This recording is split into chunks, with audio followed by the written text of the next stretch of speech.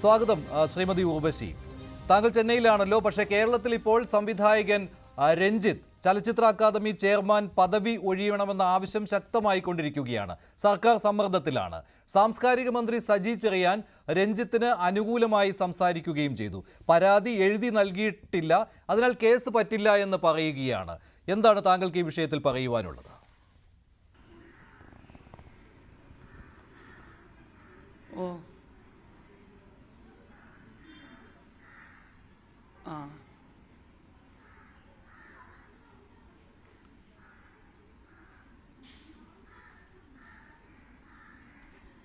ഇല്ല, അങ്ങനെയല്ല.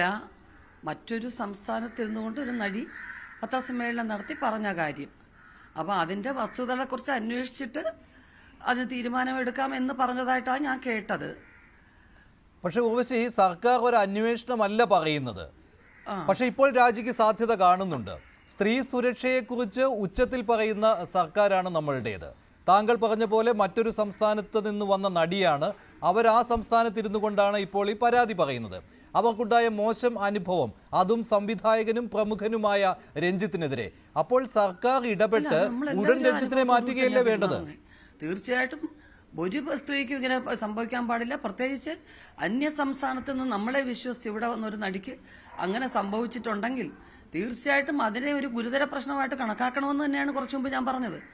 പിന്നെ ഇത് തമിഴിലുള്ള പല ആർട്ടിസ്റ്റുകളും, ഞാൻ തമിഴും തെലുങ്കും കന്നഡമൊക്കെ വർക്ക് ചെയ്യുന്ന ഒരാളല്ലേ, ഓരോ സംസ്ഥാനത്ത് നിന്നുള്ളവർ എന്നെ ഫോൺ ചെയ്യുകയും ഇതെന്താ ഇതിങ്ങനെ, നിങ്ങളുടെ സ്റ്റേറ്റിൽ വന്ന് സേഫായിട്ട് വർക്ക് ചെയ്യാൻ പറ്റില്ലേ, നിങ്ങളൊക്കെ ഇത്രയും വർഷം എങ്ങനെ ഇവിടെ വർക്ക് ചെയ്തു എന്നുള്ള ചോദ്യം സ്വാഭാവികം. മറ്റ് മാധ്യമപ്രവർത്തകരും ചോദിക്കും. അപ്പോൾ തീർച്ചയായിട്ടും നമ്മളും അവരോട് പറയുന്നത് ഞങ്ങളുടെ സർക്കാർ അതിന് നല്ല നടപടി കൈക്കൊള്ളും എന്നാണ്. ഞാൻ പറഞ്ഞത് ഇത്രയും പേര് പറഞ്ഞ് സർക്കാരിനെ വെട്ടിലാക്കുമ്പോൾ രഞ്ജിത്ത് അതിന് ഇട കൊടുക്കാതെ കുറച്ച് മാറി നിന്ന്, തൽക്കാലത്തേക്കൊന്ന് മാറി നിന്ന് ഞാൻ ആരോപണങ്ങളെ നേരിട്ട് കൊള്ളാം എന്ന് പറയുന്നതാണ് ബുദ്ധി എന്നാണ് ഞാൻ പറഞ്ഞത്. അതായത് രഞ്ജിത്ത് മാറി നിൽക്കണം എന്നാണ് താങ്കളുടെ നിലപാട്. ഈ ഹേമ കമ്മിറ്റി റിപ്പോർട്ടിലും ഇത് തന്നെ ആയിരുന്നുവല്ലോ സർക്കാരിൻ്റെ നിലപാട്. പരാതി പോലീസിന് കിട്ടിയില്ല, എഴുതി നൽകിയില്ല. കമ്മിറ്റിയുടെ മുന്നിൽ പറഞ്ഞാൽ മാത്രം പോരാ, എഴുതി നൽകണം. കേസെടുക്കാൻ പറ്റുന്നതല്ല ഇപ്പോൾ. അപ്പോൾ തുടർച്ചയായ രണ്ട് സംഭവങ്ങളിലും, അത് ഹേമ കമ്മിറ്റി റിപ്പോർട്ടിൻ്റെ കാര്യത്തിലും രഞ്ജിത്തിനെതിരായ വെളിപ്പെടുത്തലിലും സർക്കാരിൻ്റെ നിലപാട് ഒന്ന് തന്നെയാണ്. പക്ഷേ ഇവർക്ക് പോലീസിന് മുന്നിൽ പരാതി കൊടുക്കാനും മൊഴി കൊടുക്കാനുമുള്ള അവസരമുണ്ടാക്കുകയല്ലേ സർക്കാർ ചെയ്തു കൊടുക്കേണ്ടത് ഉർവശി?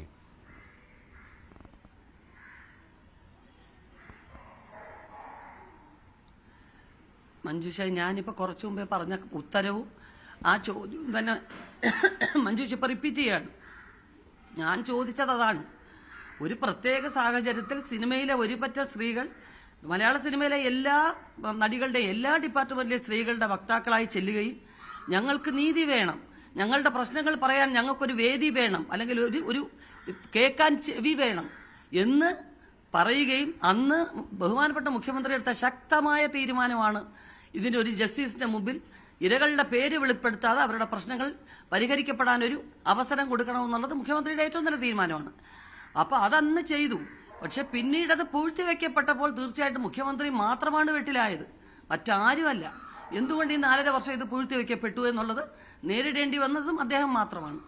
ഇപ്പോൾ ഇത് പുറത്തു വന്ന സ്ഥിതിക്ക് കുറെ പേജുകൾ വെട്ടിമാറ്റി എന്ന് പറയുമ്പോഴും വെട്ടിലാകുന്നത് വീണ്ടും മുഖ്യമന്ത്രി തന്നെയാണ്.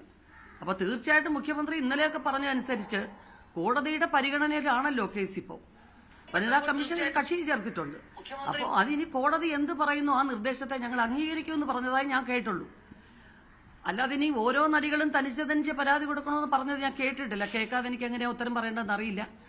മാത്രമല്ല, ഓരോരുത്തരും പരാതി പറഞ്ഞാൽ അവരുടെ പ്രൈവസി പോകരുത് എന്നുള്ളത് കൊണ്ടാണല്ലോ അത് അവരുടെ പേര് പോലും വെളിപ്പെടുത്താതെ ഒരു കമ്മീഷന്റെ മുമ്പാകെ റിപ്പോർട്ട് കൊടുത്തത്. പിന്നെയും അത് വീണ്ടും പരാതി കൊടുക്കട്ടെ എന്ന് പറഞ്ഞാൽ എവിടെ പോയി പരാതി കൊടുക്കാൻ? കൊടുത്ത പരാതികളെ പൂഴ്ത്തി വയ്ക്കപ്പെട്ട സ്ഥിതിക്ക് ഇനി എന്ത് പരാതി? അങ്ങനെ പറയുമെന്ന് തോന്നുന്നില്ല മുഖ്യമന്ത്രി. സിനിമയിലെ സംഘടനകൾക്ക് ഉർവശി ഇതിൽ ഉത്തരവാദിത്തമുണ്ടല്ലോ. അമ്മ നിലപാട് പറഞ്ഞു ഇരകൾക്കൊപ്പം എന്ന്. പക്ഷെ വെറുതെ അങ്ങനെ പറഞ്ഞാൽ മതിയോ? ഫെഫ്കെ ആകട്ടെ, സാങ്കേതിക വിദഗ്ധരുടെ സംഘടന, ഇതുവരെ ഒന്നും പറഞ്ഞിട്ടുമില്ല. അമ്മയുടെ നിലപാട് തന്നെ ഇതുവരെ പരാതിയൊന്നും കിട്ടിയില്ല അമ്മയ്ക്ക് എന്നാണല്ലോ. അങ്ങനെയാണോ പറയേണ്ടത്? അമ്മയിൽ പരാതി പറഞ്ഞിട്ടും അനുകൂലമായി ഒന്നും നടന്നില്ല. അതുകൊണ്ടല്ലേ ഈ നടിമാർ കമ്മിറ്റി മുൻപാകെ പോയി പരാതി പറഞ്ഞത്? പരാതി കൊടുത്തോ ഇല്ലയോ?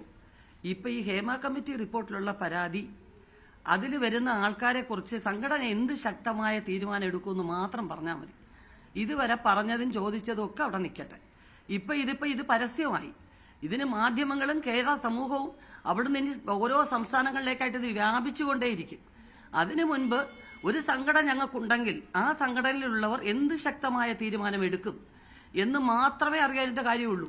അതിപ്പം അമ്മ സംഘടന പറഞ്ഞു കഴിഞ്ഞു, ഞങ്ങൾ ഇരകൾക്കൊപ്പമാണ്. ആരായാലും, ഏത് ഉന്നതനായാലും പ്രമുഖ നടനായാലും ആര് തന്നെ ആയാലും അതിന് ഞങ്ങൾ എതിരെ ശബ്ദമുയർത്തും.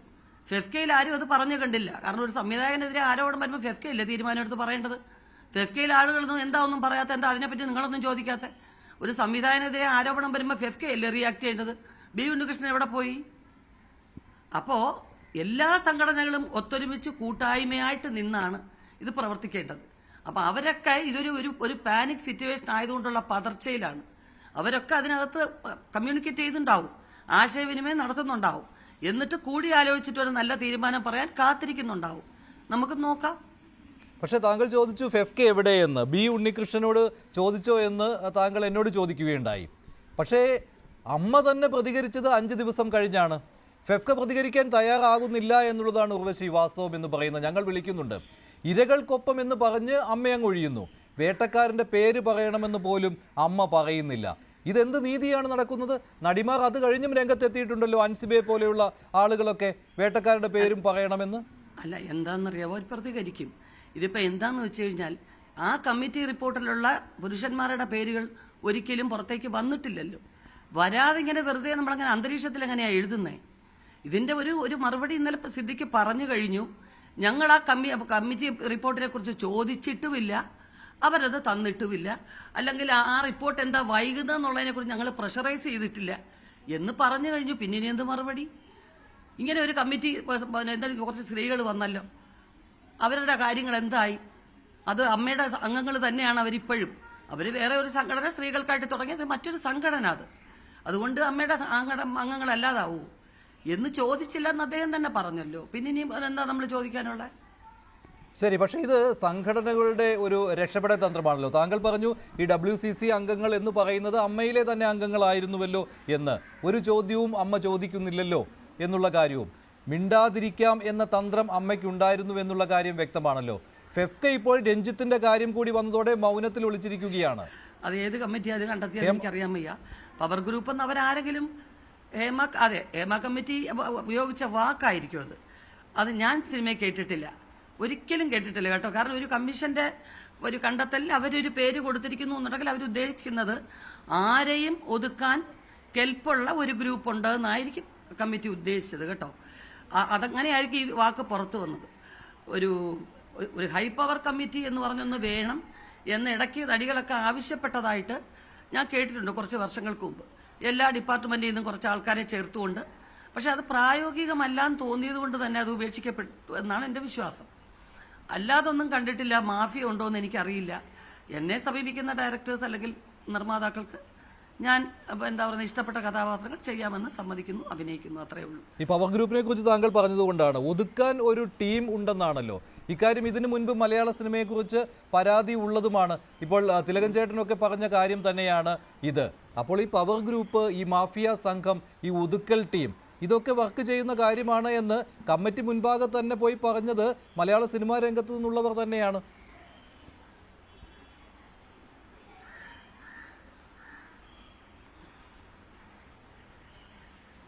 അല്ല, എന്താണെന്ന് വെച്ചാൽ ഇതിപ്പം പവർ ഗ്രൂപ്പ് എന്തെന്ന് വെച്ചാൽ എന്തെന്നേ അറിയാതെ ഞാനങ്ങനെ പവർ ഗ്രൂപ്പിനെ പറ്റി മറുപടി പറയും.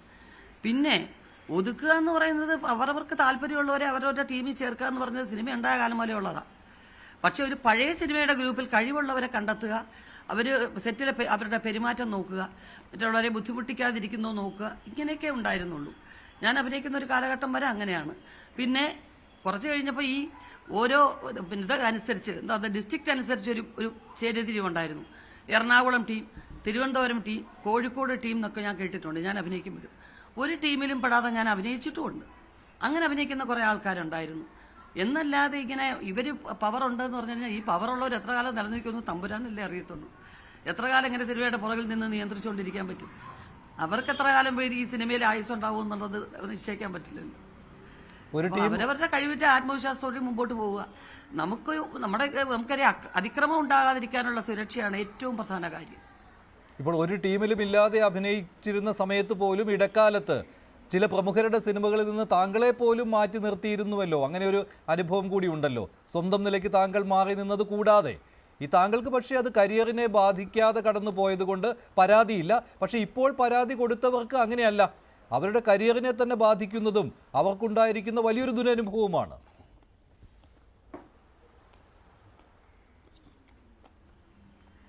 അല്ല, ഇപ്പം ഞാൻ 95-ന് ശേഷം ഞാനായിട്ട് തമിഴ്, തെലുങ്ക്, കന്നഡത്തിലേക്ക് കുറേ കൂടുതൽ ശ്രദ്ധ ചെലുത്തിയത് ഞാൻ എൻ്റെ പേഴ്സണൽ തീരുമാനമായിരുന്നു. അത് കഴിഞ്ഞ് എൻ്റെ പേഴ്സണൽ ലൈഫും കാര്യങ്ങളൊക്കെ ആയി. പിന്നെ 2005 2005 വന്നു, വർക്ക് ചെയ്തു. ക്യാരക്ടേഴ്സിൻ്റെ ഒരു ആവർത്തന വിരസത, അത്തരം കാര്യങ്ങളൊക്കെ വിചാരിച്ചിട്ട് കുറച്ച് മാറി നിന്നു എന്ന് ഞാൻ ധരിക്കുന്നു. ആരെങ്കിലും ഒതുക്കാൻ നോക്കിയിട്ടുണ്ടോ എന്ന് അന്വേഷിച്ചുകൊണ്ടിരിക്കാൻ എനിക്ക് സമയമില്ല, താല്പര്യമില്ല, അന്നും ഇന്നും.